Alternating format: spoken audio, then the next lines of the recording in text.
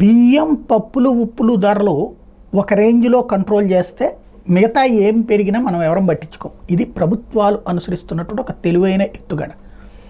నాకు తెలిసి చంద్రబాబు గారు 2004కి ముందు అనుకుంటా 12 రూపాయలకి బియ్యం ఇప్పించారు. అప్పుడు బోర్డులు పెట్టి మరి 12 రూపాయలకి మించి బియ్యం అమ్మితే ఊరుకోదు ప్రభుత్వం అని చెప్పి, అందుకని మేము 12 రూపాయలకి ఇస్తున్నామని పెట్టుకొచ్చారు.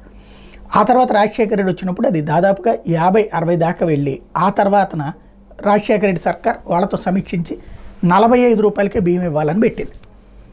అది 40లు దాటినటువంటి సందర్భం ఫిక్స్ అయిపోయింది. 40కి తక్కువ ఆ తర్వాత నుంచి బియ్యం లేదు.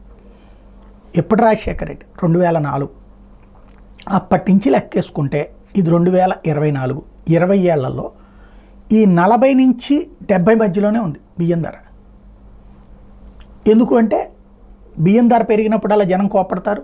పప్పుల ధరలు అంతే 100 నుంచి 200 మధ్యలో ఉంటున్నాయి. పప్పులు, ఉప్పులు, బియ్యం ధర, ఉప్పు సరే పక్కన పెడితే ఈ రెండింటి ధర కనుక పెరిగినప్పుడు జనం ఆగ్రహం వ్యక్తం చేస్తారు, ప్రభుత్వాల మీద వ్యతిరేకత ఏర్పడుతుంది. కాబట్టి వాటిని దారిలో ఆ రేంజ్లోనే ఉంచేటట్టు చూస్తాయి ప్రభుత్వాలు. కానీ ఈ మధ్యన చూడండి ఎంత టాక్టికల్గా వెళ్ళిపోయిందో.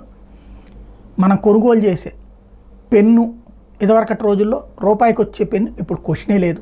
మినిమం 10 రూపాయలు యూజ్ అండ్ త్రో పెన్నులే అట్లయిపోయినాయి.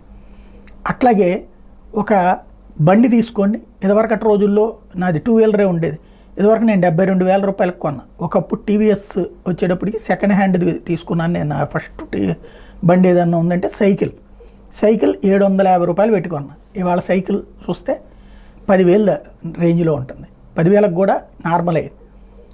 అట్లాగే ఏది అప్పుడు అట్లాస్ గోల్డ్ అని ఆ సైకిల్ అనమాట నా మొట్టమొదటి. ఆ తర్వాత 2 వీలర్ టీవీఎస్ తీస్తే సెకండ్ హ్యాండ్ది మన మురళీకృష్ణ ఉన్నాడు కదా, TV9 మురళీకృష్ణ వాళ్ళ నాన్నగారు వాడింది, తను వాడితే తన దగ్గర తీసుకుని 2,200 రూపాయలకేమో. సరే అది పక్కన పెడితే ఇవాళ రోజున టీవీఎస్లు అసలు వాడట్లేదు. మామూలు బండి నేను తర్వాతను ఉన్నటువంటి యాక్టివా చూస్తే అప్పుడు ఎంత 74,000 ఏమో, ఇప్పుడు చూస్తే 1,50,000 రూపాయలు, 1,20,000, 1,30,000 రేంజ్లు. అంటే ఇవి నిశ్శబ్దంగా పెరిగిపోతున్నాయి మనకు తెలియకుండా.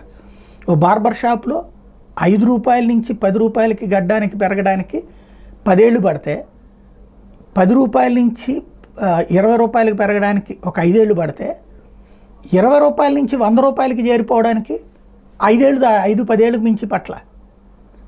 ఇవాళ రోజున బార్బర్ షాప్కి వెళ్తే షేవింగ్కి రోడ్డు పక్కన బడ్డీ కొట్లాగా పెట్టే చోట 50 రూపాయలు తీసుకుంటున్నారు, ఇక్కడ 100 రూపాయలు తీసుకుంటున్నారు. వెంటనే నీ సంపాదన పెరగలేదంటారు. ఎవరి కాళ్ళకి సంపాదన పెరుగుతుంది, కానీ పెరిగిందంతా ఖర్చు పెట్టేయడానికి అయిపోతున్నది. మధ్యతరగతి సమస్య ఏంటంటే పెరిగిందంతా వాళ్ళ సంపాదన పెరిగిందంతా వీటికే ఖర్చు అయిపోతుంది, మిగుల్చుకునేది ఉండట్లా, రూపాయి దాచుకోలేని పరిస్థితి అవుతుంది. అదే అసంతృప్తికి కారణం అవుతుంది. విద్యా వైద్యానికైతే ఇక దారుణమైనటువంటి రేట్లు అయిపోయినాయి. ఎక్కడ సెక్యూరిటీ ఉందంటే అదే అర్థం కానటువంటి పరిస్థితి. చర్చ జరుగుతూనే ఉంటుంది.